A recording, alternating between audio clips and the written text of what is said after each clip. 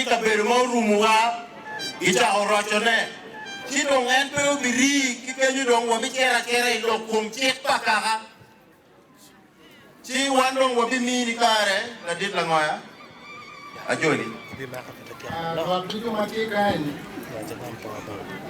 Uoro protocol observe Sawa kimaraji Ara di loko manana Ma dupe gi lok ma Chief Justice loko mpiro yen Ligoko yen Eno kiro lok pamwanye Yen pire ma konyo dano pimwara maduong awinyo ero waji loka chen ni kawa meda jim ni lok me piero mwanyi ni yen wa muguma yam ba mi bodwa ni mi pe wa bal yen mwanyi ke yen ni wengi di ka chen piero mwanyi pe geo gi mo ken i romo puru wana i romo tim mu ken la bulu gi wen romo tim gi ka chen chi man ni mere lok ma ero wajo one group may be at yen, walk yen, be a chuli.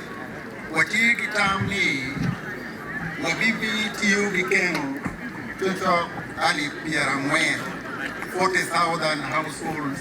Any of BTU came in there, name it yen, it walk yen.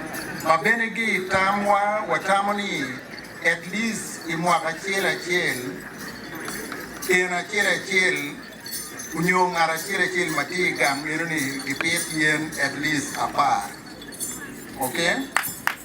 Yen ironi ma wajini apani that is minimum per person.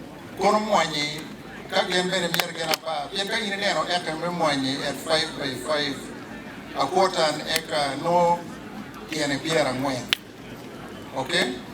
So pier mwanyi ni mon di romo donyo ye youth di romo donyo ye ento ma piere te ene ni man benatika kwanyo lok pa Chief Justice ni wa miero lupu maloki point number 1 piendi jumu kene karo kene itamo ni ke piero mwanyi pe guogo tiene bino kene perwate i lok ma rio ma miero no ene lok pa president ma Andrew Amaro Puchura Poldano peginiang Puchura kala rib la kwany gi ngani in pe gero mabe chi pe ini bino chene mone ma the Chief Justice tiga waja nini.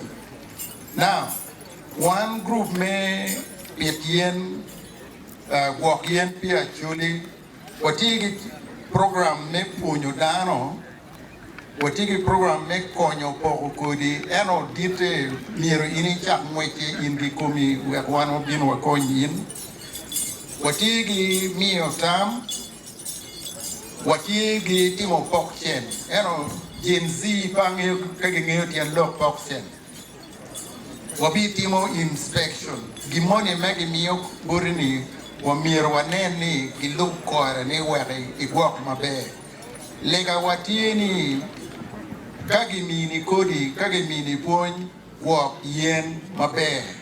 Okay? Now mabat ki Kofi ma Chief Justice tia wajanini ti jemu mo kene ma bene wana tiki plan I kongi chalo migi na kanu bira ko lokom chene gi nga gini target me wa me piero yen migi wa bineno lok me yen ma kilo jema chama gi lemon gi boni fruits. Okay? Eno fruits gi jema chama ni wa mier mi okim me business muka yana me romo konyo vitamin igam ento diteti business waneno chalo avocado gi eno waneno chalo fene gi eno ni waneno chalo muchungwa gi adunu gi labolo gi madalena gi ni dano gi mukene gi neno eno jemi tugo la rema mo achiel ikari cha mayu chudanti mabeni dwe gi bugiso no exporting fuso lori angwen machero Juba. Ene ni bere chila di ka fena chiel romo berali babi I romo no chila di wan ben watimo Puchura ni imno fenem piera ngwen ke pire eka chiel ka don cha ko nyaare nyak pi mwaka Pierre Big we at least a minimum of $1 million per year. When you're an Puratila Mocha, then per chief justice need. Piero Yat money ma Birukanya Magani Adubinati per coffee wrong paid about 8 million. Okay? So Nege, one of BTU Kibu Menani or Romero Betie Botu, Enolega Table Bugigang, Karokan again Pegamiero Lomeni Mom. Team be guma be don't check tie mir geming kama mon mir be kapirie che minuni igena chiel ma wana neno ni mir wa promoting ma pere kero chene ene ji ma biri nyige chalo nas ini no pins macadamia at least kaama uno macadamia okay so Samuel Becker uno macadamia ya bene pirte